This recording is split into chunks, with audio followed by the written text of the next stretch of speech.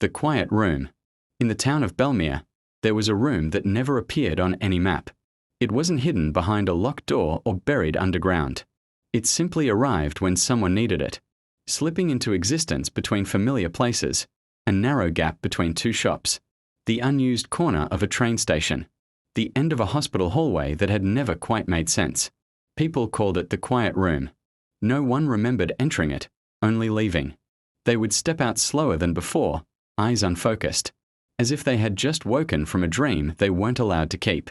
Inside, the room was small and plain. One chair, one window showing a sky that never matched the time of day, and silence, not the empty kind, but the sort that listened back. The Quiet Room was not for confession or prayer. It never asked questions. Instead, it took something from you, something you had been carrying too long. For one woman, it took the sound of her brother's last phone call, which played on repeat every night. For a man, it took the weight of a choice he'd made 10 years earlier, the one that followed him into every room like a shadow. For a child, it took a fear with no name, leaving behind only calm and confusion. The price was always the same. You would forget what the room had taken. One winter evening, a caretaker named Elia found the Quiet Room waiting at the end of a corridor she swept every night. She knew what it was. Everyone in Belmere did, even if they pretended not to. Elia had lost nothing dramatic, no great tragedy, no single moment she could point to. What she carried was quieter, a lifelong tiredness, a sense that she had arrived late to her own life. She sat in the chair. The silence wrapped around her, warm and patient. She felt something lift, subtle, almost gentle.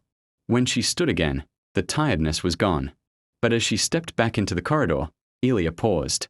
She felt lighter, yes, but she also felt unfinished, as if a thread had been cut that once tied her carefully to the world. Days later, she realized what the room had taken, her waiting.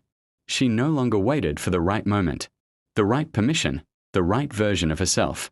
She spoke when she had something to say. She left when it was time. She chose. The Quiet Room never returned for her. Some say it still appears in Belmere, for those who need silence more than answers. Others believe it's grown rarer, as if the world has less patience for listening. But sometimes, in the space between one thought and the next, you can feel it. A brief, perfect quiet.